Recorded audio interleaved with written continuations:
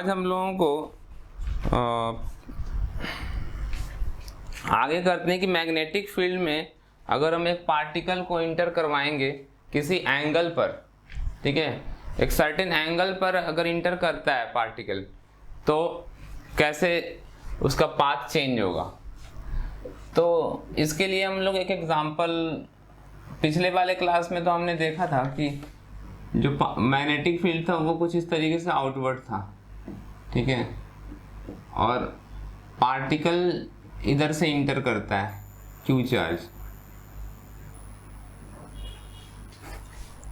यहाँ से particle inter करता है और आपको पता है कि अंदर जाते ही ये ऐसे कर पाथ पे मूव करना शुरू करता है। तो यहाँ पर अगर आप ध्यान से देखोगे तो जो मैग्नेटिक फील्ड है वो इस वाइट बोर्ड के परपेंडिकुलर है, और जो पार्टिकल आ रहा है वो इसके यहाँ इधर से आ रहा है, in the plane of this board. So इस वजह से ये दोनों के बीच में जो एंगल बन रहा है यहाँ पे वो है 90 डिग्रीज का, ठीक है। लेकिन बाय द वे पार्टिकल जो है वो इस प्लेन में नहीं चलता, प्लेन से आउटवर्ड ऐसे चलता, ठीक है, या प्लेन के अंदर जाता। तो उस केस में पार्टिकल का क्या होगा, तो उसको समझने के लिए हम लोग एक दूसरा डायग्राम यूज करते हैं। मान लेते हैं कि ये XYZ प्लेन है, ये है एक्स एक्सिस, ये है Y और ये Z, ठीक है। इसमें पार्टिकल जो है वो किसी इसका मैग्नेटिक फील्ड हम मान लेते हैं कि इधर की तरफ है, मैग्नेटिक फील्ड B इधर है, ठीक है। मतलब ये जो आउटवर्ड वाला था वो एक्स एक्सिस बन गया, ये आउटवर्ड जो एक्सिस था वो एक्स एक्सिस है, ठीक है। पार्टिकल जो था उस समय अगर ये वाला बाहर की तरफ ये एक्सिस जो है वो एक्स एक्सिस है, ठीक है, तो यानी कि इसका मतलब ये है कि ये वाला एक्सिस या तो वाई एक्सिस हो सकता है या जेड एक्सिस हो सकता है, ठीक है, और इधर वाला एक्सिस जेड हो सकता है, ठीक है। एक्स और वाई का क्रॉस प्रोडक्ट करने पे जेड आता है, यानी कि जेड इधर आएगा। देखो आई क्रॉस जे जो है वो आपको के देता है, ठीक है। तो हम चाहें तो आई के बदले में एक्स कैप लिख सकते हैं, एक्स कैप वाई कैप का अगर क्रॉस प्रोडक्ट करेंगे तो आएगा जेड कैप, ठीक है।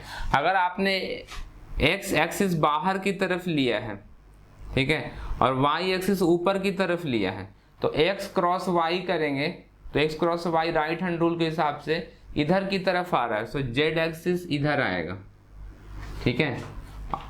तो ऐसे ही आप क्रॉस प्रोडक्ट को यूज करके जेड एक्सिस या दो एक्सिस पता तीसरा आप निकाल सकते हो। ये एक्स एक्सिस के लॉन्ग में हमने क्या लिया है, बी लिया है, ठीक है। पार्टिकल पहले किधर चल रहा था, पार्टिकल जो है वो नेगेटिव जेड में चल रहा था, या जेड में ही मान लेते हैं अगर तो यहाँ पे जो पार्टिकल है वो कहीं पर मान लेते हैं कि ये है हमारा पार्टिकल, ठीक है, ये क्यू पार्टिकल, ठीक है। और ये पार्टिकल मैग्नेटिक फील्ड के पैरेलल चलेगा तब तो कुछ होगा ही। अगर पार्टिकल जो है वो किसी एंगल पे इंटर करता है, यहाँ पर फील्ड B के परपेंडिकुलर जस्ट इंटर कर रहा था, यहाँ पे B इधर है और ये इधर से इंटर कर रहा था, लेकिन अब क्या करवा रहे हैं हम लोग कि इंटर जो कर रहा है पार्टिकल वो परपेंडिकुलर नहीं करेगा। अगर परपेंडिकुलर करता तो या तो ये Q ऊपर की तरफ जाता, Q अगर इधर जाता, ठीक है, तो ये वाला सिचुएशन हो जाता, ठीक है, कि इसमें B बाहर की तरफ है और Q इधर से आ रहा है, तो इस B Q the velocity is perpendicular to the direction of magnetic field. यहाँ पर ये वाला ये सिचुएशन और वो सिचुएशन बिल्कुल सेम है, लेकिन बाय द वे अगर पार्टिकल ऐसे न जा करके किसी सर्टेन एंगल पे होता है वेलोसिटी, ठीक है, ऐसे होता, तब क्या होगा। तो इस केस में हम लोग क्या करेंगे कि इस वेलोसिटी के दो कंपोनेंट्स लेंगे हम, एक कंपोनेंट जो होगा मैग्नेटिक फील्ड के डायरेक्शन में लेंगे, ठीक है, ये V पैरेलल कहलाएगा क्योंकि ये मैग्नेटिक फील्ड के पैरेलल लिया गया है कंपोनेंट, और दूसरा जो वेलोसिटी होगा वो मैग्नेटिक फील्ड के परपेंडिकुलर में लिया जाएगा। समझ में आ रहा है?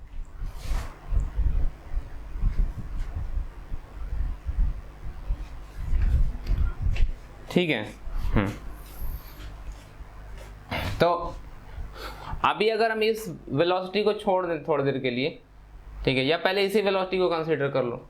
अगर ये वाला वेलोसिटी हम देख रहे हैं v पैरेलल, ये v पैरेलल वाली जो वेलोसिटी है वो b के पैरेलल है मैग्नेटिक फील्ड के, तो जो फोर्स लगेगा उसकी वजह से, ठीक है, अगर हम फोर्स निकालते हैं तो वो क्या होता है, q v क्रॉस b होता है। ठीक है, तो हम इस v को दो तरीके से लिख सकते हैं। जो वेलोसिटी v है उसको लिखा जा सकता है v पैरेलल i कैप, क्योंकि ये x के डायरेक्शन में है, प्लस परपेंडिकुलर वाला है उसको लिखेंगे v परपेंडिकुलर j कैप। ठीक है, यानी कि इस वेलोसिटी को हमने परपेंडिकुलर और पैरेलल कंपोनेंट में जो रिजॉल्व किया है उसको हम i और j के फॉर्म में इस तरह से लिख सकते हैं। ठीक है, और इसको अगर वापस इसमें पुट कर दें, उससे पहले मैं b जो वेक्टर है वो भी लिख सकता हूँ। b को हम सम मैग्नीट्यूड b इंटू आई कैप, चूंकि मैग्नेटिक फील्ड किधर है, x एक्सिस में है। ठीक है, तो इन दोनों को वेक्टर फॉर्म में हमने लिख दिया। अब अगर इसको वापस इसमें हम पुट कर दें तो ये फोर्स का वेक्टर मिल जाएगा। ठीक है, तो वापस इसमें पुट करते हैं। सो F जो आएगा यहाँ पे यह जगह Q into V parallel I cap plus V perpendicular J cap cross B है वो है B I कैप। ठीक है, तो वैल्यूज पुट कर दी गई। अब हम लोग निकालेंगे ये प्रोडक्ट, तो ये क्यूब रहेगा। अब आपको पता होगा कि I क्रॉस I जो होगा वो क्या हो जाएगा, 1 इंटू 1 इंटू साइन 0 डिग्री, तो ये 0 बन जाएगा। I क्रॉस I जो है वो 0 होता है, I क्रॉस J जो होता है वो K होता है, I क्रॉस J होता है K कैप। पार्टिकल जो है वो पहले क्या कर रहा था, वो B जो बाहर की तरफ था उसके परपेंडिकुलर आ रहा था। ठीक है, ये जो एंगल बन रहा है वो 90 डिग्री का, इधर से पार्टिकल चला आ रहा है। ठीक है, कोई पेन हो गया, ये पार्टिकल इधर चला आ रहा था, फील्ड इधर की तरफ था। तो अगर आप देखेंगे तो यहाँ पर कितना बन रहा है, 90 डिग्री का एंगल बन रहा है कि नहीं यहाँ पे। ठीक है, तो वो केस था कि पार्टिकल ऐसे जाता, अगर मैग्नेटिक फील्ड इधर है यानी पार्टिकल इधर जा रहा था, ये वो वाला केस था जो हमने पहले कर लिया था। ठीक है, कि पार्टिकल ऊपर की तरफ जा रहा था along y axis. y axis यहाँ पर, ये एक्सिस जो है ना ये यहाँ पर y एक्सिस है, और ये जो एक्सिस है z एक्सिस था। ठीक है, जो कि यहाँ पे दिखाया गया है। लेकिन अब पार्टिकल जो है वो इस बोर्ड के प्लेन में नहीं चल रहा, प्लेन से बाहर जा रहा हो या अंदर जा रहा हो, तो वो यहाँ पे ऐसे दिखेगा कि वेलोसिटी जो है वो b के परपेंडिकुलर नहीं है, किसी एंगल पे जा रहा है। ठीक है, तो उसके दो कंपोनेंट्स हमने बना लिए, v perpendicular and v parallel, parallel to magnetic field and perpendicular to magnetic field. ठीक है, और उसको हमने कंपोनेंट i और j के फॉर्म में लिख दिया। Parallel is along i and perpendicular is along j। ठीक है, मैग्नेटिक फील्ड B जो है वो x एक्सिस में है, सो BI कैप आ जाएगा। अब हम लोग इन दोनों वैल्यूज को वापस यहाँ पे पुट कर रहे हैं V और B की जगह पर। ठीक है, तो I क्रॉस I होके 0 हो जाएगा। ठीक है, तो पहला टर्म जो होगा ये दोनों मल्टीप्लाई होके क्या देगा, 0 देगा, plus V perpendicular into B, और J क्रॉस I जो होता है वो माइनस K कैप होता है। ठीक है,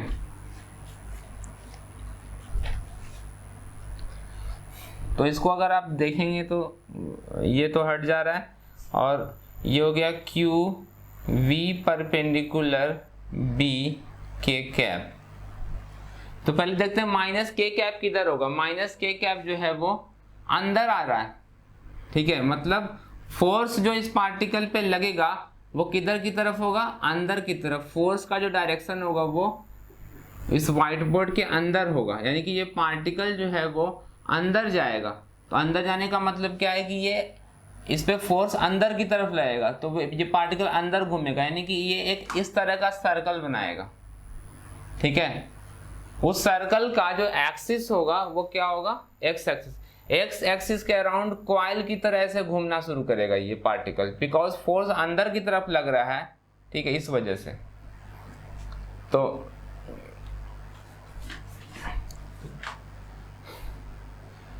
ये वाला जो है वो आपको V परपेंडिकुलर इधर की तरफ है और फोर्स जो आ रहा है वो माइनस के एक्सिस की तरफ आ रहा है।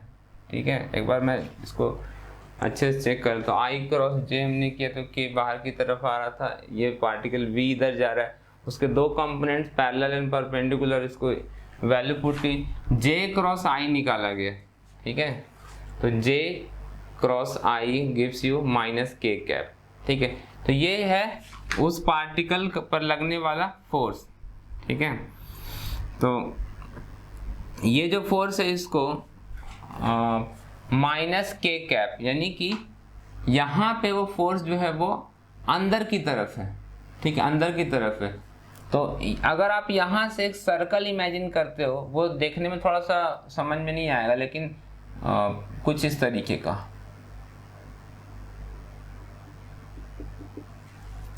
ठीक है, ये थोड़ा सा गलत है क्योंकि इस पॉइंट से फोर्स जो होगा, बिल्कुल फोर्स दिखाना पॉसिबल नहीं है, मैं बस इतना ही कर सकता हूँ कि फोर्स जो है वो अंदर की तरफ है। ठीक है, तो एक सर्कल बनेगा। ठीक है, ये एक सर्कल है, इसमें ये पार्टिकल जो है आप यहाँ पे देख सकते हैं कि ये जो पार्टिकल है वो किधर चला जा रहा है, ऊपर की तरफ, V परपेंडिकुलर ऐसे। ठीक है, V परपेंडिकुलर, ये इधर मैंने दिखा दिया V परपेंडिकुलर। ठीक है, और फोर्स किधर लग रहा है, इधर की तरफ। ठीक है, मेरे पास एक CD है तो मैं उसको यूज करते हुए आपको मैं दिखाने की कोशिश करता हूँ।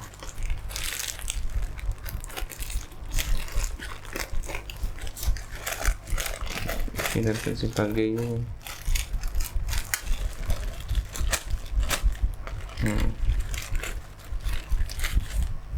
देखो, पार्टिकल जो है वो यहां पर से CD डिस्क से ऊपर की तरफ पार्टिकल अभी है वेलोसिटी। ठीक है, मैग्नेटिक फील्ड इधर की तरफ, पार्टिकल कुछ ऐसे ऐसे घूमने का। ठीक है, तो अभी फील्ड वेलोसिटी जो है V परपेंडिकुलर ऊपर की तरफ है और फोर्स किधर लग रहा है, इधर की तरफ, अंदर की तरफ।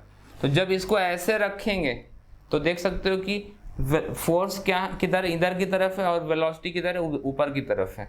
बस ये ऐसे रखा हुआ है, तो यानी कि दिस फोर्स जो है, ये जो वाला जो फोर्स है जो माइनस के कैप डायरेक्शन में है, माइनस के कैप इधर होगा के कैप।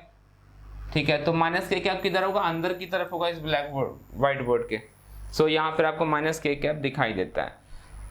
तो ये जो फोर्स होगा वो क्या है, सेंट्रीपिटल फोर्स प्रोवाइड करेगा। सेंट्रीपिटल, बिकॉज दिस F जो है is perpendicular to the V perpendicular component. ठीक है, यहाँ पे मैंने दिखा दिया है कुछ ऐसा हो रहा है। अब ये इस वजह से, इस परपेंडिकुलर फोर्स की वजह से क्या होगा कि ये पार्टिकल जो है सर्कुलर मोशन करना शुरू कर देगा। But there is not only circular motion, ये पार्टिकल में एक और भी कंपोनेंट है वेलोसिटी का, आगे की तरफ। ठीक है, तो आगे की तरफ वाला जो कंपोनेंट है वो इसको आगे की तरफ ट्रांसलेट करेगा, और ये जो V परपेंडिकुलर होगा वो क्या करेगा, ये ऐसे घूमता रहेगा। तो ये घूमते हुए आगे की तरफ बढ़ता जाएगा, ये वाले कंपोनेंट की वजह से वो घूम रहा है। ठीक है, YZ प्लेन में घूम रहा है। ठीक है, और V पैरेलल की वजह से X एक्सिस की तरफ ट्रांसलेट हो रहा है। ठीक है, तो ये कुछ इस तरीके का मोशन हो जाएगा, इसका घूमेगा भी और ट्रांसलेट भी करेगा। ठीक है, समझ में आ रहा है?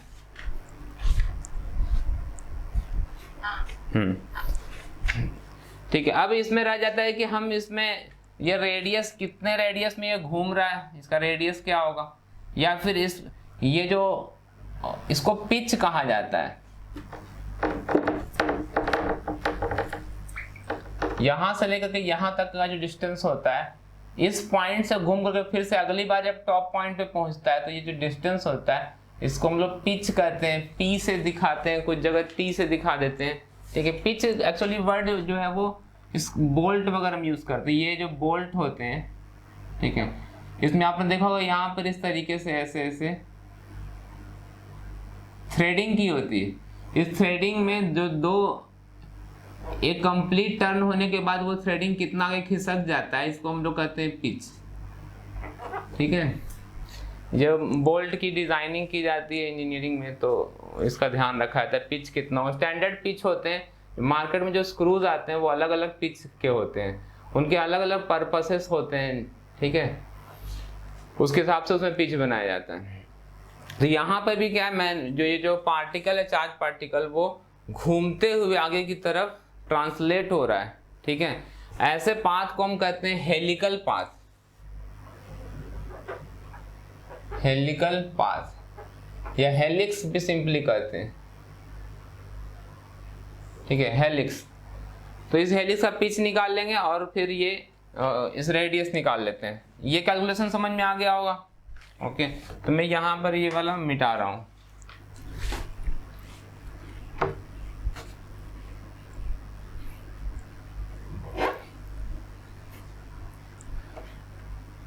सेंट्रीपिटल फोर्स हमारे पास है, एंड सेंट्रीपिटल फोर्स Fc जो होता है is given by mv square by r।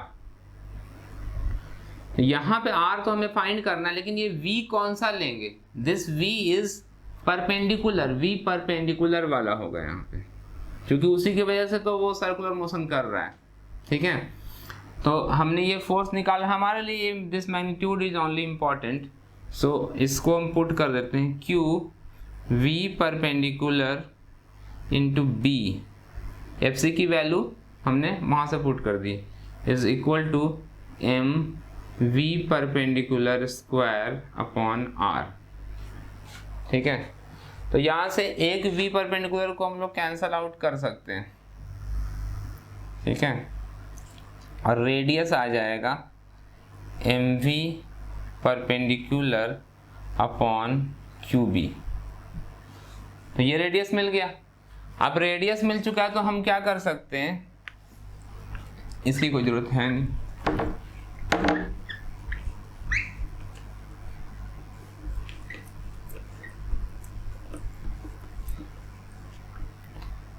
जिस रेडियस में घूम रहा है वो आपको पता है कि ये जो पार्टिकल है वो एक r रेडियस में घूम रहा है with A tangential velocity v perpendicular. तो इधर की तरफ जो है सेंट्रीपिटल फोर्स जो एक्ट कर रहा है वो कितना है, q v perpendicular b।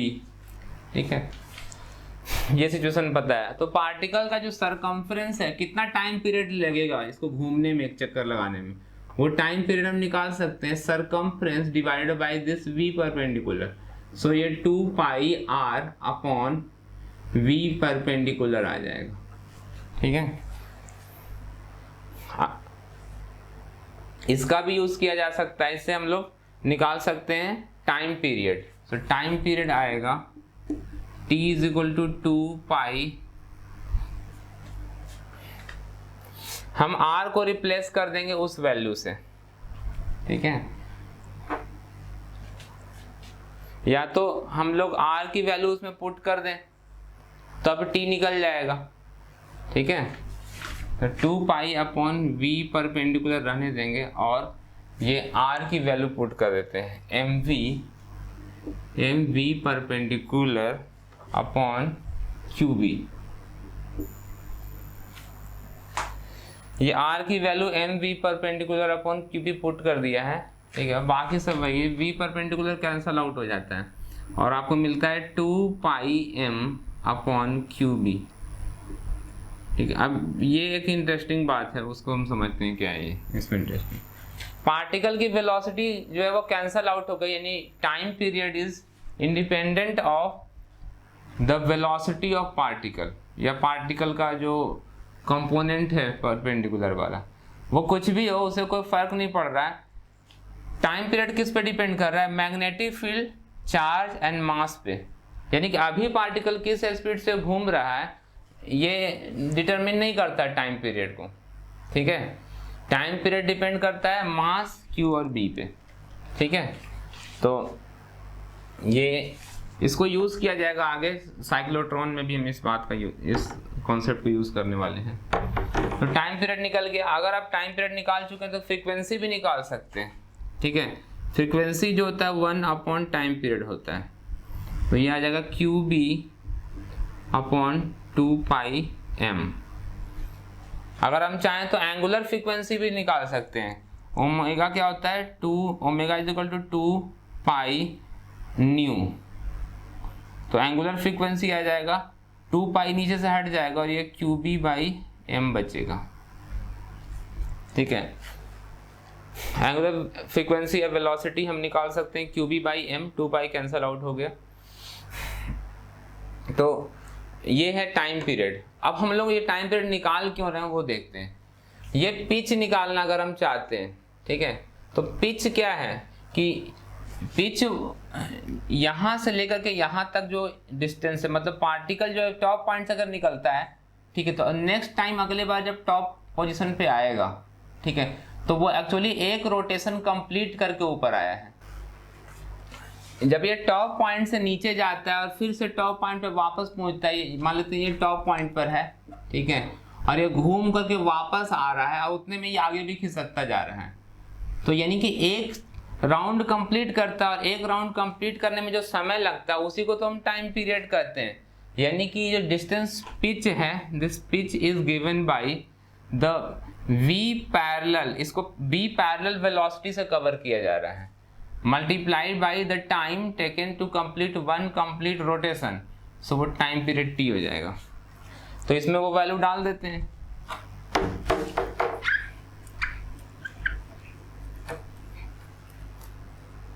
P equals v parallel into 2πm/QB, तो आ जाएगा 2πm v पैरेलल/QB। ये हो गया पिच। तो इस तरीके से हम पिच निकाल सकते हैं, ठीक है। पार्टिकल जो है वो हेलिकल पाथ में मूव करता है और इस तरीके से उसका जो ट्रैजेक्टरी वो हेलिकल कैसे होता है वो आपको समझ में आ गया। v परपेंडिकुलर उसको सर्कुलर मोशन प्रोवाइड करता है और v पैरेलल उसको ट्रांसलेट करवाता है, जिसकी वजह से हेलिकल मोशन होता है, ठीक है। इसके बारे में एक चीज मैं आपको और बता रहा हूं।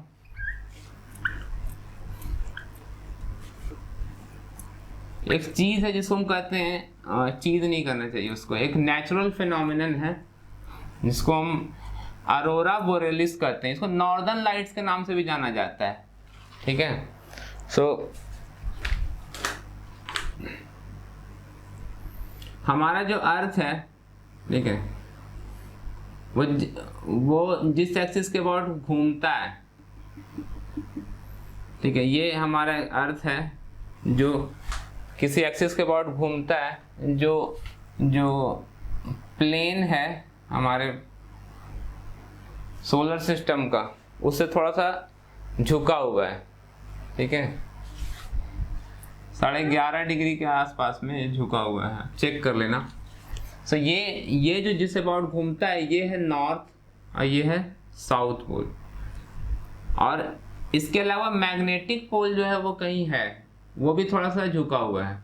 तो इसको हम नॉर्थ ज्योग्राफिक और इसको हम साउथ ज्योग्राफिक कहेंगे, ठीक है। इनको ज्योग्राफिक पोल्स कहते हैं। ये जो पॉइंट्स हैं ये ज्योग्राफिक नॉर्थ और ज्योग्राफिक साउथ हैं। और इसके थोड़ा सा डिस्टेंस पे आगे यहाँ पे नॉर्थ मैग्नेटिक है, मैग्नेटिक पोल जो है वो अलग है और ये साउथ मैग्नेटिक है। तो अर्थ के नॉर्थ मैग्नेटिक पोल से, ठीक है, ये एक्सिस क्या है मैं वो समझा देता हूँ अगर कंफ्यूजन हो रही है। सन देखो, सन है, उसके चारों तरफ ये प्लेनेट घूम रहा है अर्थ, ठीक है।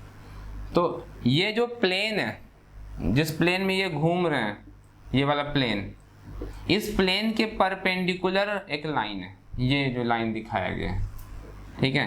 अर्थ इस प्लेन में नहीं घूम रहा है, अर्थ इस प्लेन के अबाउट घूम रहा है, ठीक है। ये थोड़ा सा टेढ़ा जो है 23.5 डिग्री शायद ये झुका हुआ है, आपको चेक करना चाहिए, ठीक है। ये आप चेक कर लेना, मैं भूल गया हूँ अभी।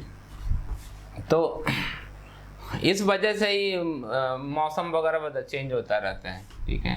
अगर नॉर्थ हेमिस्फीयर में गर्मी का मौसम है तो साउथ हेमिस्फीयर में जो होगा वो विंटर होगा, ठीक है। और अल्टरनेट ऐसा चलता रहता है, मतलब पूरे वर्ल्ड में हर जगह एक जैसा मौसम नहीं बना रहता। और वो इस झुके होने की वजह से ज्योग्राफी वगैरह में आपने ये पढ़ रखा होगा, ठीक है। तो नॉर्थ मैग्नेटिक जो है, ठीक है, यहाँ से फील्ड जो है वो निकल करके यहाँ पे जाता है ऐसे। हाँ, ये थोड़ा सा डिफरेंट है। अगर आप बार मैग्नेट को देखो तो नॉर्थ से फील्ड निकलता है और वो साउथ में जाता है, ठीक है। नॉर्थ से फील्ड निकल करके साउथ में जाता है, लेकिन यहाँ पर ऐसा नहीं है। यहाँ पर साउथ से फील्ड निकलता है, ठीक है, और नॉर्थ में चला जाता है, नॉर्थ में इंटर करता है। इसके बारे में हम डिटेल में बाद में पढ़ लेंगे, ठीक है। ये तो सिर्फ नाम है, हमने नाम रखा है ना, नॉर्थ मैग्नेटिक, साउथ मैग्नेटिक। ये नॉर्थ साउथ तो हम लोगों के नाम रखे हुए नाम है, ठीक है। तो ठीक है, इसके बारे में डिटेल में बाद में बात करेंगे, ठीक है। तो ये आप ये मत सोचो कि नॉर्थ से में इंटर कर रहा है, यहाँ नॉर्थ से निकल रहा है लेकिन यहाँ पर नॉर्थ में इंटर कर रहा है, ठीक है। ये तो सिर्फ नेमिंग है, नेमिंग हमने कैसे कर रखा है, तो इस नेमिंग के बारे में अगले चैप्टर में बात करते हैं, ठीक है। तो नॉर्थ मैग्नेटिक पोल से ये मैग्नेटिक फील्ड निकल रहा होता है, इधर भी होता है, ठीक है, ऐसे मैग्नेटिक लाइंस होते हैं, ठीक है।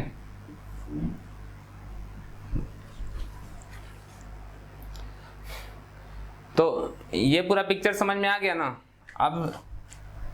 अब इसको आगे थोड़ा समझते हैं।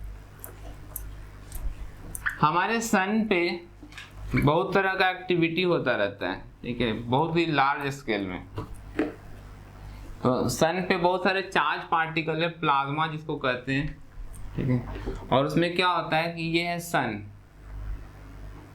के सरफेस पे कुछ इस तरीके से बैंड्स क्रिएट होते हैं, ठीक है।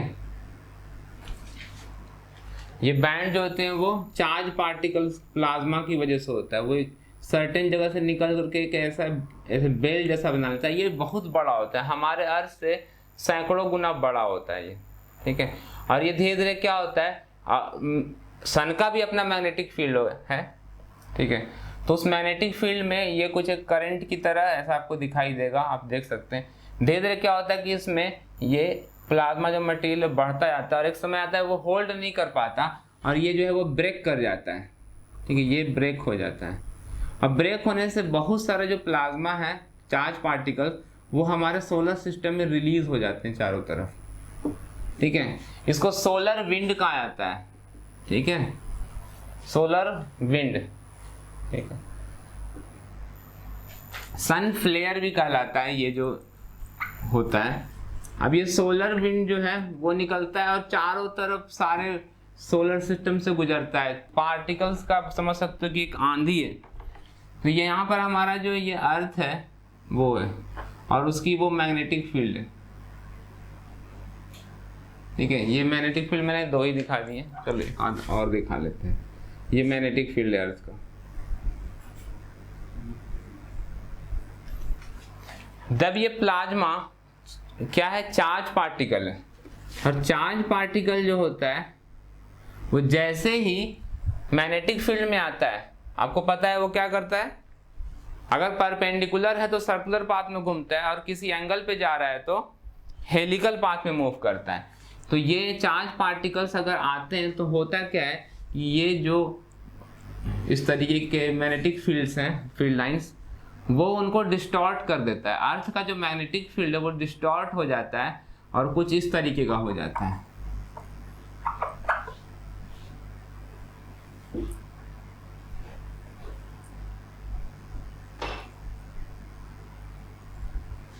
ठीक है, समझ में आ रहा है? नहीं आ रहा है। ये चार्ज पार्टिकल जो आ रहा है, तो मूविंग चार्ज पार्टिकल क्या है? एक करंट है। Moving charge particle is a current.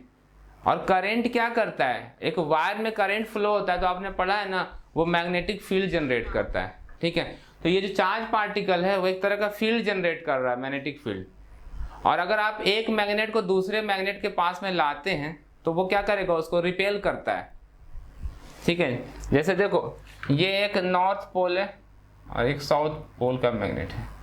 अगर आप दोनों को आसपास में लाते हो, इधर साउथ ले आते हैं, इधर नॉर्थ, तो आपको पता है कि ये जो फील्ड निकल रहा था पहले, वो यहाँ से निकल के इधर जाता था, लेकिन वो अब ऐसा नहीं करेगा, वो सीधे यहाँ से यहाँ इंटर कर जाएगा because of the presence of another magnet, और यहाँ से निकल के इधर जाएगा। हाँ, यहाँ से इधर भी जा सकता है कुछ, लेकिन यहाँ से उधर भी जाएगा। ठीक है, अगर हम लोग एक नॉर्थ साउथ, इसके बगल में एक दूसरा मैग्नेट रख देते हैं और उसका नॉर्थ पोल ही इधर रखते हैं, तो यहाँ से जो फील्ड निकलेगा वो नॉर्थ वाला नॉर्थ में इंटर बिल्कुल नहीं करना चाहेगा, तो ये फील्ड लाइन जो है वो बिल्कुल भी इधर नहीं जाना चाहेंगे। ठीक है, इसमें इंटर नहीं करना चाहेगा, वो तो बिल्कुल और ऐसे होगा कि इधर चला जाएगा। जो पूरा ऐसे घूम के जाता था, अब वो क्या करेगा? वो इधर से ही निकल जाएगा। ठीक है, रिपल्सन डेवलप होगा। यानी कि एक मैग्नेट दूसरे मैग्नेट के फील्ड को अफेक्ट करता है। उसी तरीके से अर्थ का अपना एक मैग्नेटिक फील्ड है, परमानेंट। और ये जो चार्ज पार्टिकल चले आ रहे हैं, ठीक है, अभी हम उनको उस नजरिए से नहीं देखेंगे कि ये चार्ज पार्टिकल फील्ड जनरेट करते हैं। आप उस नजरिए से सोच सकते हैं, लेकिन मैं अभी सिर्फ इतना कर रहा हूँ कि चार्ज पार्टिकल जो इंटर कर रहा है, ठीक है, वो एक करंट की तरह है और मैग्नेटिक फील्ड है, तो वो दूसरे के मैग्नेटिक फील्ड को डिस्टॉर्ट करता है। ठीक है, और जैसे ये चार्ज पार्टिकल, आप देख सकते हो कि यहाँ पर का पूरा मैग्नेटिक फील्ड गायब हो चुका है। ठीक है, अगर ये 2-3 लेयर्स मैग्नेटिक फील्ड के जो बचे हुए हैं वो भी अगर यहाँ से निकल जाएं, ठीक है, अगर मैग्नेटिक फील्ड के जो लास्ट के जो लेयर्स हैं अगर यहाँ से निकल जाएं, तो ये चार्ज पार्टिकल सीधे अर्थ के सरफेस पे पहुँच जाएगा। ठीक है, और सरफेस पे पहुँचने का मतलब क्या है? ठीक है, कि जो चीज़ न्यूक्लियर एक्सप्लोजन में होता है, जब न्यूक्लियर एक्सप्लोजन होता है तो क्या होता है? उसमें चार्ज पार्टिकल या गामा रे या अल्फा पार्टिकल, बीटा पार्टिकल्स निकलते हैं। ठीक है, और ये चार्ज पार्टिकल्स क्या करते हैं? पूरे इन्वायरमेंट में चले जाते हैं और जितने भी लिविंग सेल्स हैं उनको डिस्ट्रॉय कर देते हैं। तो आप समझ सकते हो कि यहाँ पर तो न्यूक्लियर फ्यूजन रिएक्शन हो रहा है सन पे। ठीक है, हम लोगों ने, आपको मालूम है हिरोशिमा नागासाकी पर जो बॉम्ब गिराए गए थे उसकी वजह से कितना डिस्ट्रक्शन हुआ था। ठीक है, जो आज तक पूरा मतलब वो अभी भी ताज़ा ही है एक तरीके से देखा जाए तो। ठीक है, वहाँ जो रहते हैं वो लोग आपको बता सकते हैं, आप इंटरनेट पे सर्च कर सकते हो। ये एक, इसमें ये चार्ज पार्टिकल बहुत ही मतलब ज़्यादा एनर्जेटिक होते हैं, और वो अगर अर्थ का मैग्नेटिक फील्ड नहीं होता, ठीक है, तो ये मैग्नेटिक फील्ड से मतलब ये शील्ड नहीं कर पाता। ठीक है, अर्थ को, और ये चार्ज पार्टिकल सीधा हमारे अर्थ के सरफेस पे आ जाता, और जितने भी लिविंग सेल्स हैं उनको कुछ ही सेकंड लगेंगे, सारे लिविंग सेल्स जो है, प्लांट हो या एनिमल हो, वो सब खत्म हो जाएंगे। ठीक है, क्योंकि आपको मालूम है कि उसके अंदर जो माइक्रोबायोलॉजिकल जो प्रोसेस चल रहा है, वो क्रोमोजोम्स और डीएनए वो सारे के सारे डिस्ट्रॉय हो जाएंगे और फिर लाइफ खत्म हो जाएगा। तो अर्थ पे लाइफ को सेव करता है ये अर्थ का मैग्नेटिक फील्ड। अगर ये मैग्नेटिक फील्ड नहीं होता तो अर्थ पे लाइफ नहीं होता। ठीक है, बहुत इंपॉर्टेंट है अर्थ का मैग्नेटिक फील्ड। ठीक, अच्छा, अब एक चीज़ देखते हैं कि इसको थोड़ा नज़दीक से देखते हैं कि जब चार्ज पार्टिकल्स यहाँ पर आते हैं मैग्नेटिक फील्ड के आसपास में, तो आपको पता है कि जरूरी नहीं कि मैग्नेटिक फील्ड के परपेंडिकुलर ही आए, किसी भी एंगल पे आ सकता है। So there is some angle, जैसे ही किसी एंगल पे आता है ये क्या करते हैं? हेलिकल पाथ में घूमना शुरू कर देता है। ठीक है, और ऐसे घूमते हुए चार्ज पार्टिकल कहीं और निकल जाता है, या फिर डिपेंडिंग ऑन द चार्ज कि वो कैसा चार्ज है, पॉजिटिव या नेगेटिव है, ये ऐसे कुछ जो है वो यहाँ पर जो है वो इकट्ठा होता है। ठीक है, यानी कि अर्थ का जो मैग्नेटिक फील्ड है ऐसे, इसमें चार्ज पार्टिकल जब इंटर करता है तो ये ऐसे हेलिकल पाथ बनाता हुआ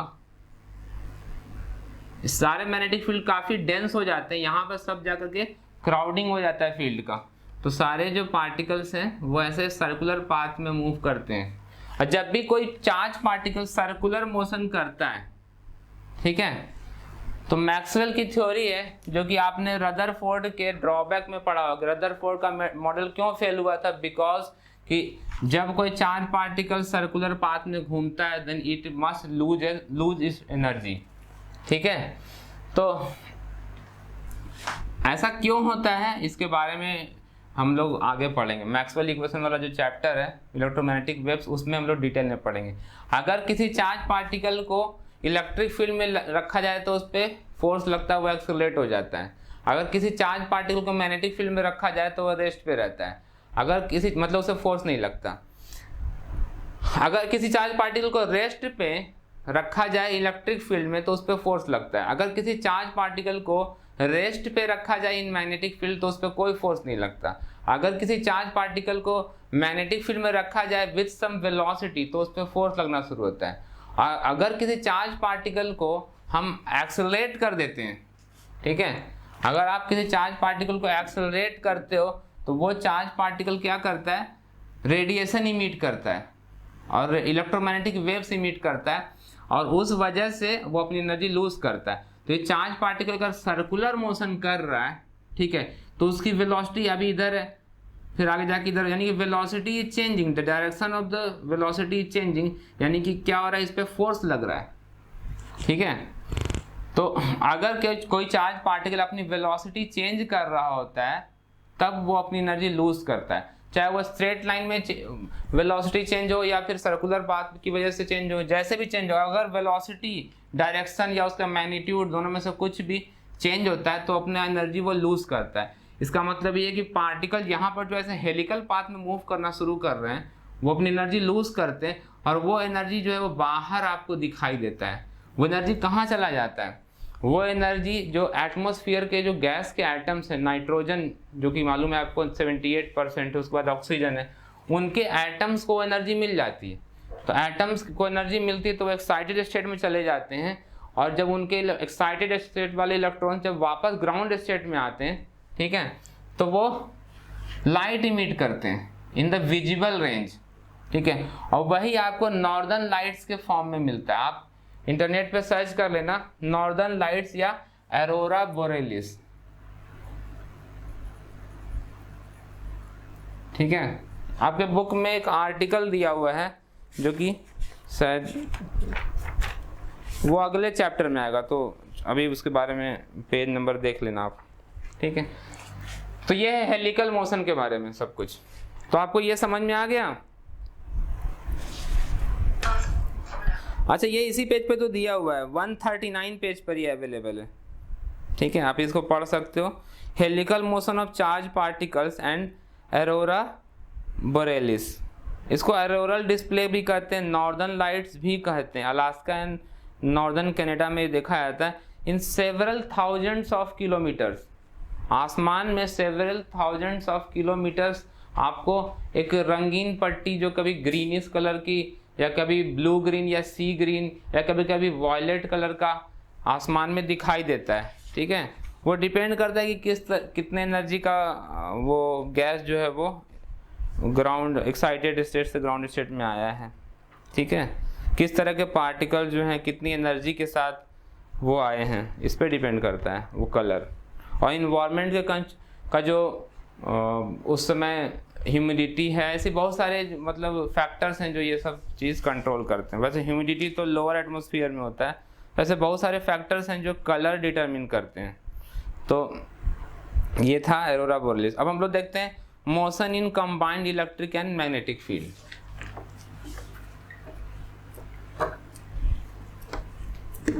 तो अर्थ पे लाइफ जो है वो उसके बहुत सारे फैक्टर्स हैं। आप समझ सकते हैं कि कई लोग कहते हैं कि एलियंस होते होंगे, ठीक है, तो उसके लिए प्रोबेबिलिटी देखी जाती है। यूनिवर्स इतना बड़ा है, 10⁻11 गैलेक्सीज हैं और हर गैलेक्सी में 10⁻11 स्टार्स हैं। So there is a possibility of large number of solar systems like us. लेकिन अभी तक कोई मिला नहीं है बिकॉज उनको ढूंढना बहुत मुश्किल है। गैलेक्सी में एक सोलर सिस्टम, एक स्टार ढूंढना बहुत मुश्किल है, यूनिवर्स बहुत बड़ा है, ठीक है। तो एक पॉसिबिलिटी देखें कि ऐसा कोई सोलर सिस्टम हो जिसमें कि जो प्लैनेट है वो सन से, वहाँ के सन से एक सर्टेन डिस्टेंस पे हो, उसमें उतनी हीट मिलती हो, उस प्लैनेट का अपना जो एंगुलर वेलोसिटी हो, जैसे 24 घंटा है हमारे अर्थ का, वो भी होना चाहिए। अगर अर्थ बहुत स्लो घूमता, अगर अर्थ बहुत स्लो घूमे तो एक ही साइड जो है वो बहुत ज़्यादा गर्म हो जाएगा, तो लाइफ तो वैसे भी खत्म हो जाएगा। और अगर बहुत फास्ट घूमने लग जाए, ठीक है, तब भी अर्थ पे लाइफ नहीं होगा। ये भी एक बहुत बड़ा फैक्टर है। उसके अलावा फिर अगर देखें कि मैग्नेटिक फील्ड, अर्थ का जो मैग्नेटिक फील्ड, अगर मैग्नेटिक फील्ड बहुत ज़्यादा स्ट्रांग हो जाए, ठीक है, तो भी प्रॉब्लम है। और अगर मैग्नेटिक फील्ड बहुत वीक हो जाए तो भी बहुत प्रॉब्लम है, ठीक है। एक मूवी बनाई गई थी, उसमें उस मूवी का नाम था द कोर। उस मूवी में क्या होता है कि अचानक से ये जो मैग्नेटिक फील्ड है अर्थ का, उसी मैग्नेटिक फील्ड की वजह से जो पक्षी होते हैं उनको डायरेक्शन मिलता है, ठीक है। वो मैग्नेटिक फील्ड को फील करते हैं किसी तरीके से, और अगर मैग्नेटिक फील्ड चेंज हो जाए तो वो कंफ्यूज हो जाते हैं। आपको मालूम है इंडिया में साइबेरिया से पक्षी आ जाते हैं, कुछ मौसम चेंज होता है तो वहाँ से पहुँच जाते हैं। वो कैसे जानते हैं? वो बस मैग्नेटिक फील्ड के सहारे चले आ रहे हैं, ठीक है, और वो बहुत सालों से चले आ रहे हैं, ठीक। उस मूवी में कुछ ऐसा होता है कि पक्षी जो है वो अचानक से डायरेक्शन जो है वो भटक जाते हैं, ठीक है, और पता चलता है साइंटिस्ट को कि अर्थ के अंदर जो हमारा कोर है और उसमें किसी वजह से मैग्नेटिक फील्ड जो है वो कम हो गया है, और इस वजह से अर्थ पे लाइफ जो है वो खतरे में है, ठीक है। तो वो कैसे इसको ठीक करते हैं, इसी के बारे में वो मूवी बनाई गई थी। ये एक साइंस फिक्शन है कंप्लीटली। हाँ, तो हम लोग पढ़ रहे हैं वेलोसिटी सेलेक्टर। वेलोसिटी सेलेक्टर, इसको आप कह सकते हो motion in combined electric and magnetic field, लेकिन पर्टिकुलरली हम उसमें वेलोसिटी सेलेक्टर को ध्यान में रखते हुए पढ़ रहे हैं। तो सबसे पहले XYZ प्लेन कंसीडर करते हैं।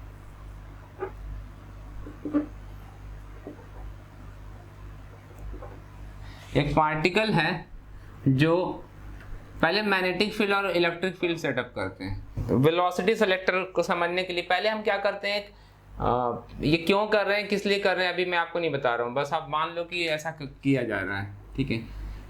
वाई डायरेक्शन में हम लोग इलेक्ट्रिक फील्ड ले लेते हैं, electric field is along Y axis, और मैग्नेटिक फील्ड को हम जेड एक्सिस में ले लेते हैं। ये मैग्नेटिक, उल्टा भी कर सकते हैं, मैग्नेटिक फील्ड ऊपर ले सकते हैं, इलेक्ट्रिक फील्ड इधर ले सकते हैं, कोई उससे फर्क नहीं पड़ेगा, ठीक है। यानी कि एक रीजन है जिसमें कि इलेक्ट्रिक फील्ड और मैग्नेटिक फील्ड भी हो। ऐसा रीजन बनाने के लिए तो करेंगे क्या, मैं आपको एक तरीका बता रहा हूँ कि पहले तो क्या करना होगा कि 2 प्लेट्स लेने होंगे इस तरीके के,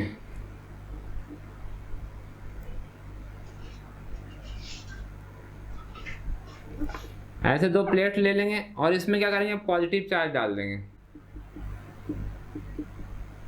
यूनिफॉर्मली पॉजिटिव चार्ज हो, इस पर नेगेटिव चार्ज होगा। तो आपको पता है कि यहाँ से फील्ड ऊपर की तरफ हो जाएगा सेटअप, ठीक है। ये जो इलेक्ट्रिक फील्ड है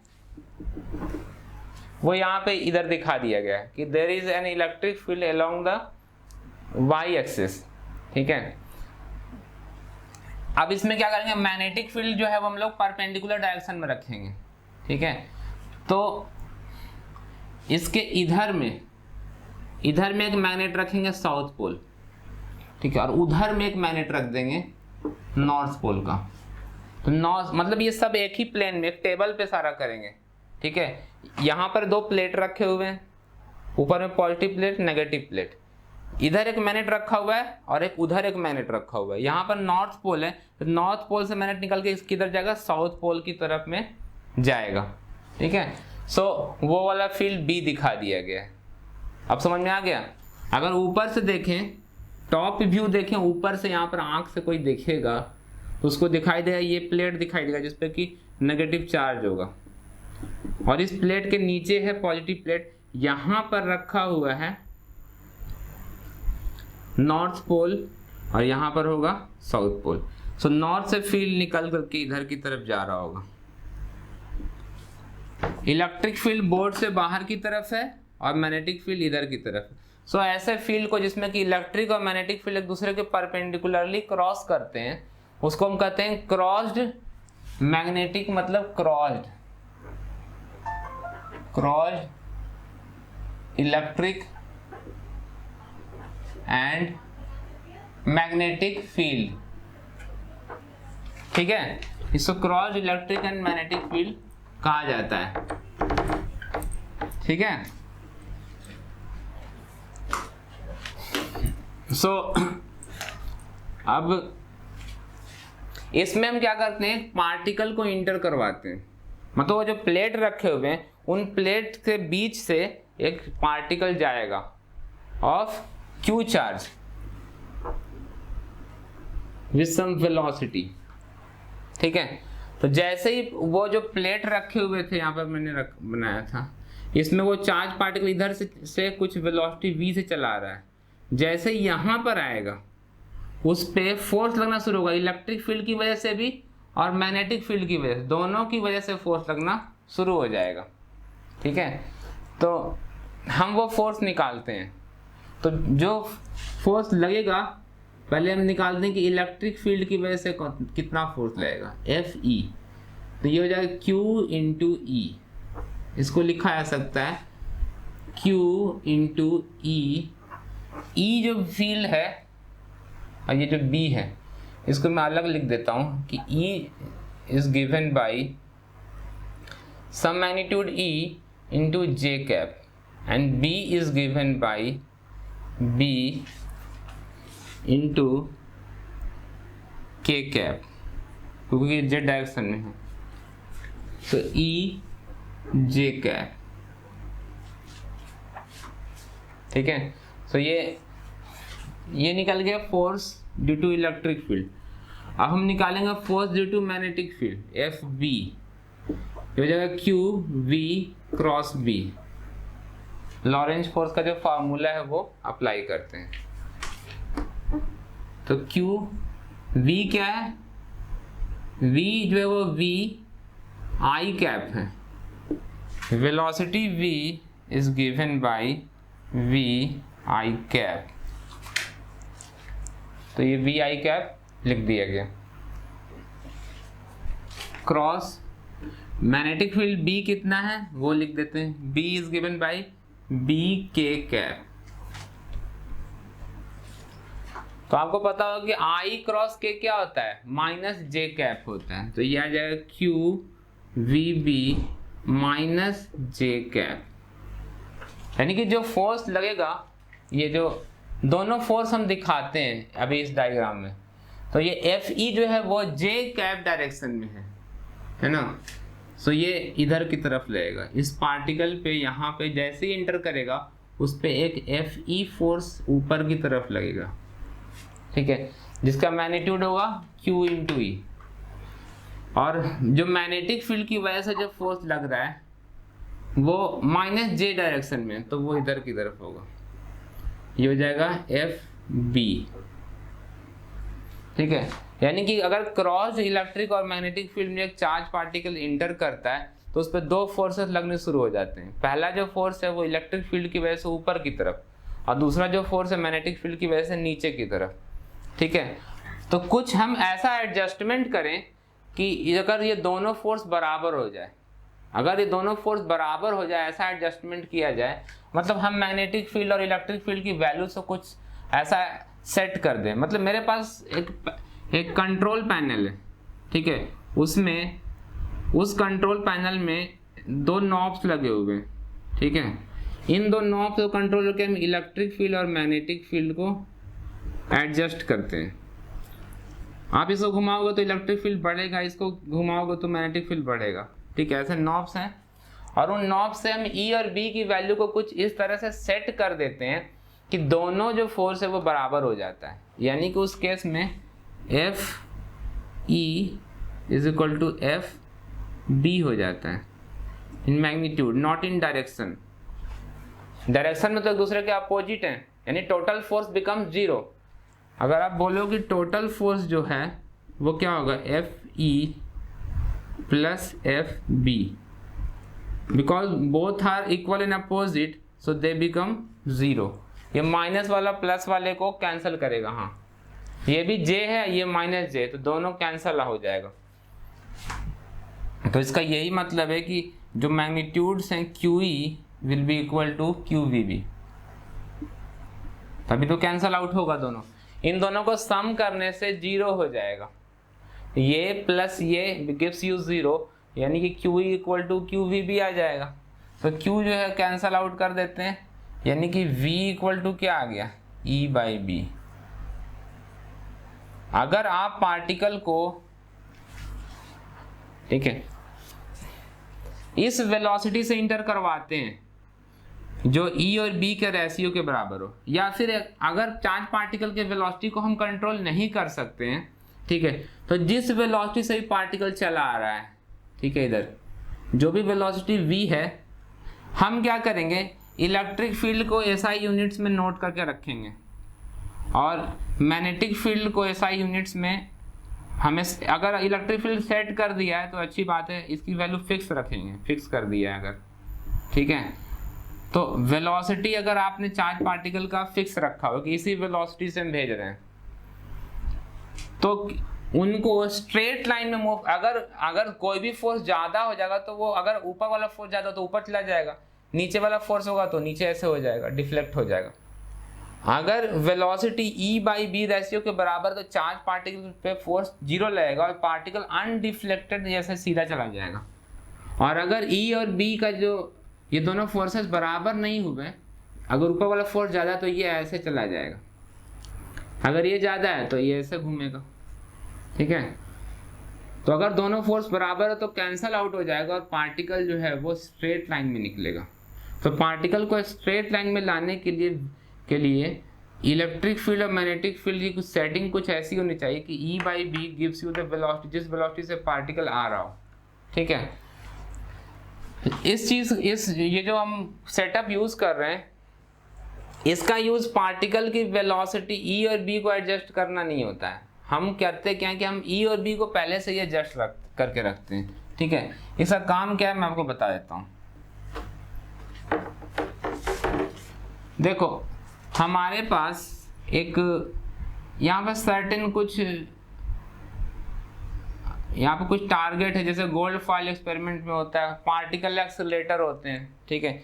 या आपको क्या करना है कि एक सर्टेन फिजिक्स के एक्सपेरिमेंट में, ठीक है, एक चार्ज पार्टिकल आपको इंटर करवाना है, ठीक है, सो दैट कि वो गोल्ड फॉइल हो या कोई भी कुछ भी हो, उससे स्कैटर हो और आप उसको फिर स्टडी कर सको, ठीक है।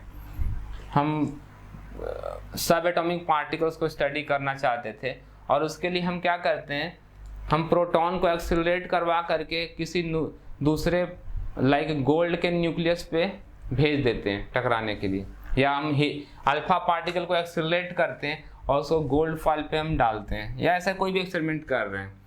तो उस केस में हमें मेजरमेंट में पार्टिकल की वेलोसिटी की जरूरत होती है, ठीक है। Particle should be of A minimum kinetic energy so that it can overcome the repulsive forces produced by the target nucleus, ठीक है। सो उसके लिए वो पार्टिकल चाहिए होते हैं जो एक सर्टेन मिनिमम वेलोसिटी रखते हो, या हमें क्या करना है, एक फिक्स वेलोसिटी का पार्टिकल चाहिए, ठीक है। तो हमारे पास क्या ये है हमारा सेटअप, यहाँ पर बहुत सारे पार्टिकल्स आ रहे हैं, कोई V1 वेलोसिटी से आ रहा है, V2 से आ रहा है, V3 से आ रहा है, ठीक है। और हमने E और B की जो सेटिंग है वो कर रखी है। तो E और B की कुछ खास सेटिंग की वजह से क्या होगा, एक V2 जो पार्टिकल है वो तो स्ट्रेट जाएगा, लेकिन ये V1 जो है वो ऐसे चला जाएगा, V3 जो है वो ऐसे निकल जाएगा। तो यहाँ पर V2 वेलोसिटी से आने वाले पार्टिकल्स ही E/B के बराबर हो पाएंगे, ठीक है। यानी कि हम सिर्फ उन पार्टिकल्स को जाने देंगे उधर जो एक खास वेलोसिटी V2 रखते होंगे, ठीक है। और बाकी जो अदर पार्टिकल्स, अदर वेलोसिटी से आने वाले पार्टिकल्स हैं वो डिफ्लेक्ट हो जाएंगे। और हमें एक्सपेरिमेंट जो यहाँ पे चल रहा है उसके लिए पार्टिकल की वेलोसिटी एक्यूरेटली मेजर्ड होनी चाहिए। ठीक है, हम जो एक्सपेरिमेंट कर रहे हैं उसमें जो पार्टिकल यूज हो रहा है हमें पता होना चाहिए कि वो पार्टिकल जो है वो कितनी एनर्जी से इंटर किया है, उसकी काइनेटिक एनर्जी पता होनी चाहिए, तो उसके लिए वेलोसिटी चाहिए होता है। सो हम वो वेलोसिटी जान सकते हैं क्योंकि ये अनडिफ्लेक्टेड पास हुआ है, so this v2 must be equal to E by B, और E और B को हमने मेजर कर रखा है बाई मेजरिंग द वोल्टेज और करंट इन द सर्किट। ठीक है, कैपेसिटर में कितना इलेक्ट्रिक फील्ड है वो हम नाप सकते हैं। ठीक है, मैग्नेटिक फील्ड किसी कॉइल के द्वारा जनरेट किया गया तो उसमें कितना करंट दिया, या हमने एक कांस्टेंट परमानेंट मैग्नेट रखा हुआ है तो उसका मैग्नेटिक फील्ड मेजर कर रखा होगा। सो E और B जो है वो हम लोग सेट कर सकते हैं, और उसके हिसाब से हम उन पार्टिकल्स को जाने देंगे जो एक खास वेलोसिटी रखते हैं। तो इसी वजह से इसको वेलोसिटी सेलेक्टर कहा जाता है, यानी कि एक क्रॉस्ड मैग्नेटिक फील्ड E और B जिसमें परपेंडिकुलर हो can be used as a velocity selector. तो अब हम देख रहे हैं बायोट सेवर्ट लॉ। आपने 10th क्लास में पढ़ा होगा कि अगर एक करंट कैरिंग कंडक्टर जो है वो मैग्नेटिक फील्ड प्रोड्यूस करता है। ठीक है, पिछले क्लासेस में आपने पढ़ा कि एक करंट कैरिंग कंडक्टर को मैग्नेटिक फील्ड में रखते हैं तो उससे फोर्स लगता है, वो आइडियल क्रॉस बी होता है, या अगर परपेंडिकुलर हो तो BIL लगता है। ठीक है, सो अब हम उसके थोड़ा डिफरेंट टॉपिक डिस्कस कर रहे हैं कि एक करंट कैरिंग कंडक्टर, एक वायर है जिसमें कि करंट जा रहा है। ठीक है, तो अगर आप इसके आसपास में एक कंपास रखते हो, ठीक है, और उसमें जैसे ही करंट दोगे तो आप पाओगे क्या कि जो कंपास है वो डिफ्लेक्ट होता है। ठीक है, और एस्टेड नाम के एक फिजिसिस्ट है जो एक्चुअली बच्चों को पढ़ा रहे थे, और उसके दौरान वो कुछ एक्सपेरिमेंट कर रहे थे, और पास में ही क्या था, पास में ही एक कंपास रखा होता है, मैग्नेटिक कंपास। उन्होंने देखा कि जैसे ही हम लोग सर्किट ऑन करते हैं मैग्नेटिक कंपास जो डिफ्लेक्ट होता है। ठीक है, तो उनकी नज़र उस पर पड़ गई और उनको ये इफेक्ट समझ में आया कि करंट जो है वो कहीं ना कहीं मैग्नेट से रिलेटेड है। मैग्नेट जो है वो अपना डायरेक्शन चेंज करता है। ठीक है, यानी मैग्नेटिक फील्ड पे करंट असर डालता है, और उनको ये बात समझ में आ गया था कि एक्चुअली करंट से भी मैग्नेटिक फील्ड जनरेट हो सकता है। Not only permanent magnets can generate magnetic field, also a current carrying conductor can generate magnetic fields. So एक करंट कैरिंग कंडक्टर है और वो मैग्नेटिक फील्ड जनरेट करता है। ठीक है, तो इस पे बहुत सारे एक्सपेरिमेंट किए गए और ये पाया गया कि जो मैग्नेटिक फील्ड जनरेट होता है, ठीक है, करंट को बढ़ाने से मैग्नेटिक फील्ड बढ़ रहा था। अगर आप इस वायर में जो करंट भेज रहे हैं उस करंट की वैल्यू को बढ़ाते जाएं, 1 एम्पियर 2 एम्पियर 5 एम्पियर बढ़ाते जाएं, तो आप पाएंगे क्या कि मैग्नेटिक फील्ड पे स्ट्रांग होता जाता है। ठीक है, कि करंट की वजह से मैग्नेटिक फील्ड है तो ऑब्वियसली उसको बढ़ाने से तो करंट बढ़ेगा। दूसरी बात ये उन्होंने पाया क्या कि अगर आप इस वायर के नज़दीक रहते हैं तो जो कंपास है वो ज़्यादा डिफ्लेक्ट होता है। अगर आप इसको दूर रखते हैं तो डिफ्लेक्शन धीरे धीरे क्या होता है, बहुत दूर जाते जाते खत्म हो जाता है उसका इफेक्ट। जितना नज़दीक रहते हैं उतना ज़्यादा होता है।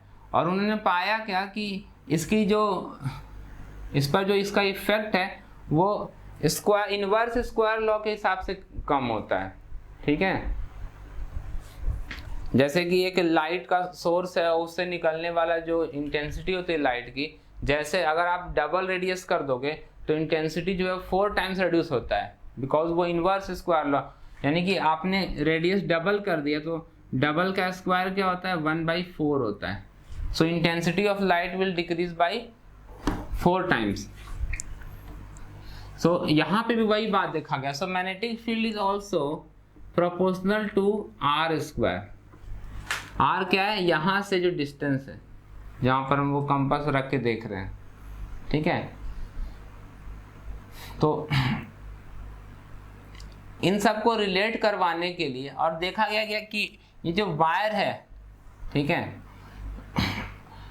अगर हम एक स्ट्रेट कंडक्टर लेते हैं, एक स्ट्रेट कंडक्टर ले लेते हैं और उस पर एक्सपेरिमेंट करते हैं। ठीक है, यहाँ से एक सर्टेन d डिस्टेंस पर एक कंपास रखते हैं और एक दूसरा लेते हैं एक्सपेरिमेंट जो बिल्कुल बस इसका लेंथ कम हो, डिस्टेंस उसका भी d रखा जाएगा और कंपास वही वाला यूज़ करेंगे। आप पाओगे क्या कि जो करंट इसमें फ्लो कर रहा है, अगर करंट बड़े कंडक्टर में फ्लो होता है तो फील्ड ज़्यादा आता था, अगर करंट जो इसका जो लेंथ है वो L वो पहले वाले से कम है। स्ट्रेट कंडक्टर पर एक्सपेरिमेंट किया गया, ये पता चला कि अगर बड़े लेंथ में फ्लो कराओगे तो फील्ड जो होगा वो ज़्यादा होगा और छोटे से लेंथ में कराओगे तो कम होगा। ठीक है, ये भी देखा गया कि अगर हम लोग एक रॉड ले लें और उस पर ऐसे कॉइल वाइंड कर दें ढेर सारा और इनके बीच में एक बैटरी कनेक्ट कर दें, ठीक है, तो ये जो मैग्नेट होता, ये जो लोहा है, ये रॉड आयरन का, वो मैग्नेटाइज हो जाता है और जितना ज़्यादा नंबर ऑफ टर्न्स रखेंगे उतना ज़्यादा मैग्नेटाइज होता था। यानी कि वायर का लेंथ जितना ज़्यादा लंबा होगा कॉइल का उतना ज़्यादा स्ट्रॉन्ग मैग्नेटिक फील्ड प्रोड्यूस होगा। सो लेंथ भी आएगा, लेंथ का भी फैक्टर है और वो डायरेक्टली जैसे जैसे लेंथ डबल कर दो तो फील्ड डबल हो जाता था। यानी कि B is directly proportional to length. ठीक है, इन सब बातों को अगर एक साथ लिखा जाए, ठीक है, तो हम इस कंक्लूजन पे आते हैं कि B is proportional to IL। ठीक है,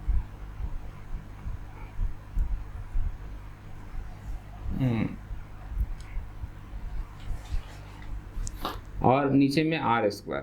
अभी इसमें और अभी कुछ और भी बातें हैं जो भी हम लोग डिस्कस करने वाले हैं। अब ये कोई जरूरी थोड़ी कि स्ट्रेट कंडक्टर ही मैग्नेटिक फील्ड प्रोड्यूस करता है। ठीक है, जरूरी नहीं कि स्ट्रेट कंडक्टर ही मैग्नेटिक फील्ड प्रोड्यूस करे, एक कर्व्ड वाला जैसे कोई वायर है वो भी प्रोड्यूस कर सकता है। तो उस केस में हम क्या करते हैं, इसको बहुत सारे छोटे छोटे पार्ट्स में डिवाइड कर लेते हैं और उसका एक जो पार्ट है, छोटा सा पार्ट है, इसको हम लोग DL कर देते हैं, DL लेंथ। तो इस DL की वजह से किसी पॉइंट पर, यहाँ पर P पॉइंट पर, जो कि R डिस्टेंस पर होगा, इसको हम लोग ओरिजिन मान लेंगे जहाँ पर आपको वो DL है। फिलहाल के लिए just for writing the formula हम यहाँ पर ही ओरिजिन मान लेते हैं। ठीक है, जहाँ पर DL लिया गया, इस छोटे से करंट एलिमेंट, ठीक है, इसको हम लोग IDL का देते हैं, क्योंकि I ऑब्वियसली मल्टीप्लाई होगा ही, यहाँ पर दिख रहा है आपको, तो हम लोग साथ में लिख देते हैं बिकॉज I के भी प्रोपोर्शनल और लेंथ के भी प्रोपोर्शनल है, तो दोनों प्रोपोर्शनल साथ में, तो दोनों को मल्टीप्लाई क्यों ना कर दें। सो IDL कहलाता है and it is called collectively as current element because दोनों ही प्रोपोर्शनल थे B के, B दोनों के ही प्रोपोर्शनल था। सो जब भी ये दोनों आएंगे साथ में मल्टीप्लाई होकर के ही आएंगे, तो इन दोनों को साथ में लिखा जाता है एंड ये IDL कहा जाता है। क्योंकि अगर I करंट छोटे से कंडक्टर में हो तो मैग्नेटिक फील्ड जनरेट करता है, अगर करंट को ना चेंज कर तो length of the conductor double कर दें तो फील्ड जो होता है डबल हो जाता है। यानी कि इनको साथ में रखना अच्छी बात है। सो IDL को हम साथ में रख लेते हैं। ये हो गया आपका R वेक्टर। ठीक है, इस P पॉइंट पे मैग्नेटिक फील्ड निकालते हैं। तो P पॉइंट पे मैग्नेटिक फील्ड निकालने के लिए क्या करना होता है आपको कि एक स्ट्रेट वायर, एम्पियर का एक एक्सपेरिमेंट है, उस एक्सपेरिमेंट में आपको करना क्या होता है कि एक कार्डबोर्ड लेना होता है और उसमें एक मोटा सा तार, मोटा तार मतलब रॉड एकदम लगा देना होता है। रॉड लगाने के पीछे कारण है क्योंकि इसमें जब हम करंट भेजेंगे it will be of very high current, मतलब 10 एम्पियर से भी ज़्यादा हो सकता है, 10 एम्पियर 20 एम्पियर का करंट इसमें भेजा जाएगा किसी बैटरी के थ्रू, DC करंट हम भेजेंगे। ठीक है, और इस पर आपको यहाँ पर एक स्विच कनेक्ट कर देते हैं, इस पर आयरन के फाइलिंग्स छिड़क देने हैं। जैसे ही आप इस स्विच को ऑन करते हो आप पाओगे कि यहाँ पर सर्कुलर रिपल्स जैसे बन जाएंगे, मतलब आयरन के जो पार्टिकल्स गिरे हुए थे वो एक सर्कुलर रिपल फॉर्म करते हैं। ठीक है, और ऐसा लगता है जैसे मैग्नेटिक फील्ड में वो बाहर मैग्नेट रखने से रिपल्स बनते हैं, वैसे यहाँ पे बनता है, बस यहाँ पे सर्कुलर बनता है। इसका मतलब ये कि स्ट्रेट कंडक्टर जो है उसके चारों तरफ ऐसे सर्कुलर कॉन्सेंट्रिक सर्कल्स की तरह मैग्नेटिक फील्ड प्रोड्यूस होता है। तो यहाँ पर भी जो कंडक्टर है इसको अगर आप ऐसे होल्ड करोगे, ठीक है, तो राइट हैंड रूल के अकॉर्डिंग फील्ड जो होगा वो इस तरीके का ऐसे, ठीक है, प्रोड्यूस होगा। तो यहाँ पर जो फील्ड होगा वो ऐसे क्रॉस होकर के अंदर की तरफ जा रहा होगा, इसका जो फील्ड होगा यहाँ से ऐसे होकर के अंदर की तरफ जा रहा होगा। तो वो जो फील्ड बी होगा वो हम लोग निकालना चाहते हैं, बिकॉज ये छोटे से एलिमेंट की वजह से है, तो उसको हम लोग बी ना कह के डी बी कहेंगे, ठीक है। तो अब डी बी देखते हैं कि क्या लिखा जा सकता है। D B is given by some constant तो आएगा, वो लिखेंगे। प्रोपोर्शनैलिटी को रिमूव करने के लिए कांस्टेंट होता है, और वो कांस्टेंट होता है म्यू नॉट अपॉन 4 पाई। के भी लिख सकते थे, लेकिन उसको म्यू नॉट अपॉन 4 पाई लिखते हैं। आई डी एल, चूंकि मैंने आपको बताया बोथ आर प्रोपोर्शनल टू, दोनों डायरेक्टली प्रोपोर्शनल है आई और डी एल, सो दोनों मल्टीप्लाई होकर के आते हैं। इन्हीं को हम करंट एलिमेंट कहते हैं, आई डी एल को। आई डी एल, ठीक है, अपॉन आर स्क्वायर, ये है आर स्क्वायर नीचे में। लेकिन यहाँ पे वेक्टर कौन है? वेक्टर तो दिख ही नहीं रहा कोई। यहाँ पे वेक्टर है, magnetic field is a vector. So यहाँ पे वेक्टर बनाने के लिए हम क्या करेंगे, इसको मल्टीप्लाई करेंगे। आई D L is a vector, ठीक है। और आप एक चीज देखते हैं, डीएल वेक्टर है ऑब्वियसली, लेकिन डीएल के डायरेक्शन में फिर ये मैग्नेटिक फील्ड जो है वो डीएल के डायरेक्शन में है क्या? मैग्नेटिक फील्ड तो अंदर की तरफ है, और डीएल वेक्टर जो है वो इधर की तरफ पॉइंट कर रहा है। ये है डीएल वेक्टर। आई डीएल वेक्टर जो वो इधर की तरफ है, ऐसे। यहाँ पर आईडियल इधर हो जाएगा, यहाँ पे आईडियल इधर, यहाँ पे आईडियल जो होगा ऐसे होगा। तो ये तो कर्व के हिसाब से आईडियल वेक्टर, तो ये इधर की तरफ है, जो कि मैग्नेटिक फील्ड के अंदर की तरफ प्रोड्यूस हो रहा है, यानी कि ये तो उसके परपेंडिकुलर जैसा हो रहा है। यानी कि हमें क्या करना पड़ेगा, क्रॉस प्रोडक्ट लेना होगा और एक आर कैप लगाना होगा। अब देखते हैं कि ये सही है कि नहीं। तो आर कैप इधर की तरफ है और आईडियल इधर है, ऐसे।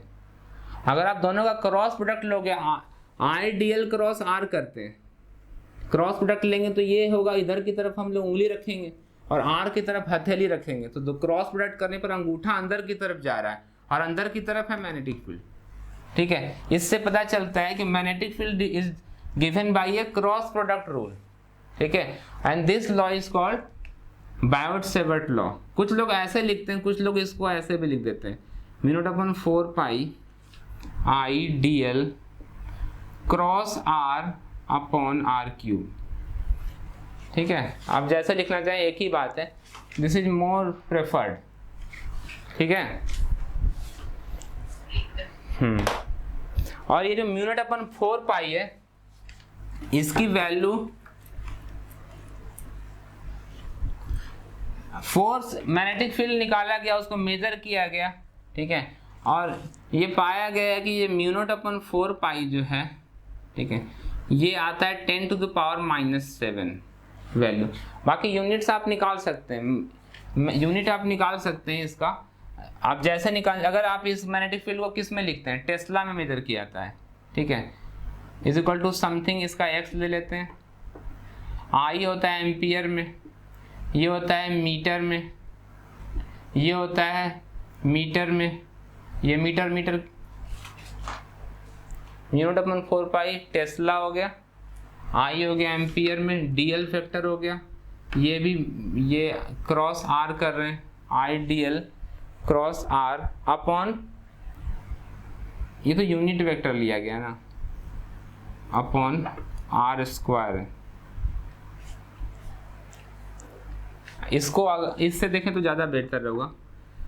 आई होगा एम्पियर में, ये मीटर में होगा डीएल, ये हो जाएगा मीटर, सो मीटर स्क्वायर आ जाएगा, नीचे में क्या है मीटर क्यूब है, यूनिट वेक्टर का नहीं लेंगे हम लोग। सो आपको दिख रहा है यहाँ पे कि ये एक्स हमें नहीं मालूम है, इसका डायमेंशन या यूनिट, एम्पियर अपॉन मीटर आ जाएगा।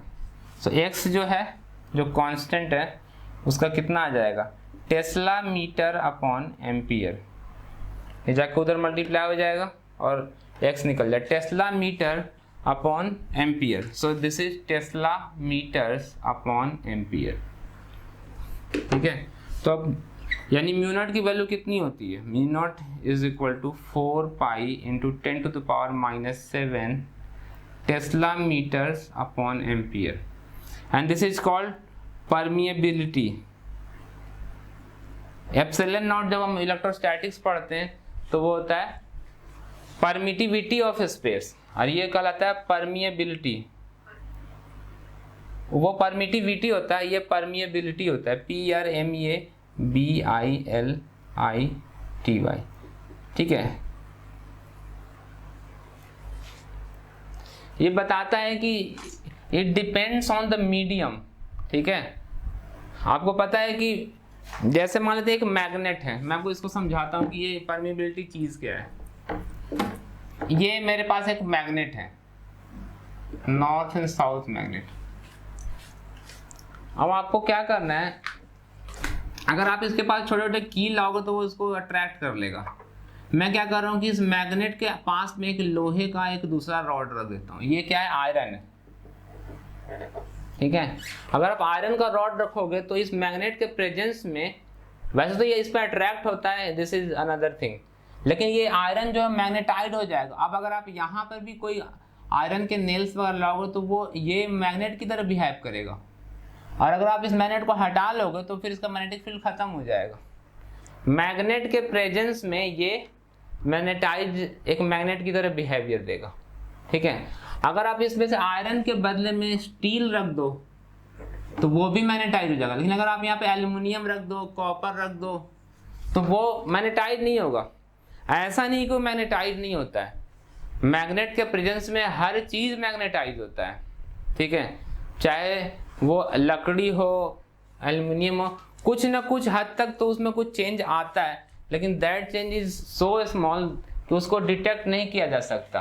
ठीक है, ये भी बात है कि अलग अलग मटेरियल, चाहे आयरन हो, क्रोमियम हो, निकल हो, सब मैग्नेटिक फील्ड में मैग्नेट बनने जैसे बिहेवियर शो करते हैं। कोई ज़्यादा करता है, कोई कम करता है। ठीक है, दिस इज ओनली बिकॉज कि मटेरियल की प्रॉपर्टी अलग अलग है।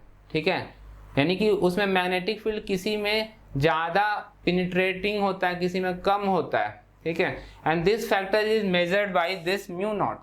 ठीक है, तो हवा जो है, एम्प्टी स्पेस, हवा भी नहीं, एम्प्टी स्पेस मैग्नेटिक फील्ड जो होता है वो किस तरीके से वो चेंज होता है from one point two another point is given by this mu naught. ठीक है, आयरन के अंदर में आपको पता है कि एक मैग्नेट रखेंगे तो बगल में जो आयरन है बिल्कुल मैग्नेटाइड हो जाता है, उसके अंदर मैग्नेटिक फील्ड जो होता है बहुत ज़्यादा स्ट्रांग हो जाता है। ठीक है, सो ये बताता है कि मैग्नेटाइज हो कैसे होता है कोई मटेरियल। जैसे पीतल जो है वो मैग्नेट से बिल्कुल अट्रैक्ट नहीं होता, बिकॉज उसकी जो म्यू की वैल्यू है वो अलग होती है। ठीक है, तो वैसे ही एम्प्टी स्पेस का भी म्यू है, उसको हम लोग म्यू नॉट कहते हैं। ठीक है, इसके बारे में एक और इंटरेस्टिंग थिंग क्या है, देखो एप्सिलॉन नॉट की वैल्यू क्या होती है, उसको हम नहीं लिखते। 1/4 pi epsilon naught is equal to होता है 9 × 10⁹9। ठीक है, newton metre square by coulomb square, newton metre square upon coulomb square, ये होता है इसकी वैल्यू। ठीक है, सो आप लिख सकते हैं कि 4 पाई एप्सिलॉन नॉट हो जाएगा 1/9 × 10⁹9 × c स्क्वायर, रेसिप्रोकल कर दिया, न्यूटन मीटर स्क्वायर। समझ में आ रहा है? अब आपको क्या करना है, इसको और इसको मल्टीप्लाई करना है। सो 4 पाई epsilon naught into mu not by 4 पाई, इन दोनों को मल्टीप्लाई करते हैं तो ये आ जाएगा 1/9 × 10⁹9 इंटू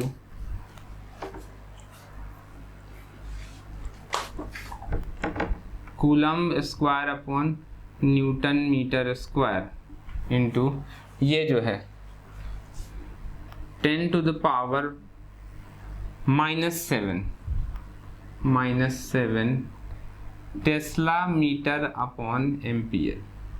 ठीक है, स्ट्रेट फॉरवर्ड मल्टीप्लिकेशन है, सीधा ये 4 पाई 4 पाई कैंसिल हो रहा है और हम लोग को मिल रहा है epsilon naught into mu naught is equal to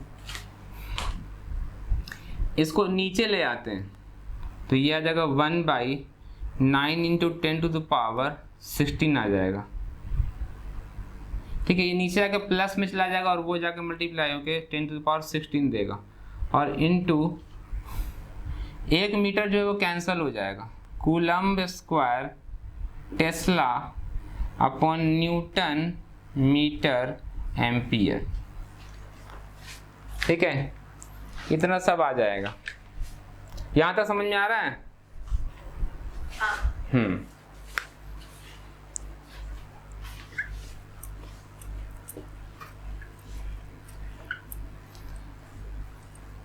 अब ये जो अदर यूनिट्स हैं इनको थोड़ा सा हम चेंज करते हैं। आपको पता है कि करंट क्या होता है, I is equal to dq/dt होता है, या मतलब करंट होता है, एवरेज करंट क्या होता है, q/t होता है।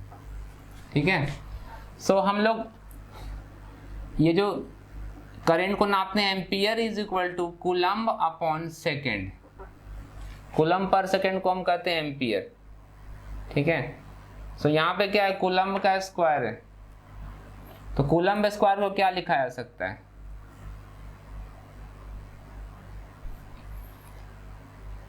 मैंने अभी तक कोई मिस्टेक तो नहीं किया है मेरे हिसाब से। ठीक है, कूलम्ब स्क्वायर को हम यहाँ पे लिख लेते हैं, coulomb is equal two ampere into second. So coulomb square ampere square second square, ये फैक्टर अभी रहने देते हैं, मैं इसको चेक कर रहा हूँ sir. Coulomb square T divided by newton metre ampere. So coulomb square को लिख देते हैं ampere square second square, tesla को भी छोड़ देते हैं अभी थोड़ी देर के लिए। ठीक है, और ये आ जाएगा न्यूटन मीटर एम्पियर। तो 1 एम्पियर जो है यहाँ से नहीं, मैंने ऐसा एम्पियर को कैंसिल कर दिया। ठीक है, थोड़ा सा इससे मुश्किल हो सकता है अगर हम लोग अगर ये कूलम्ब को ही हटा देते। ठीक है, चलो वो अभी भी हो जाएगा, कोई बात नहीं है, यहाँ से कैंसिल कर दिया तो आगे ampere into second square into tesla. ठीक है, ampere tesla second square newton metre. ठीक है, इस टेस्ला को हटाना होगा अब। ठीक है, तो टेस्ला देखो कैसे हटेगा, आपको मालूम है कि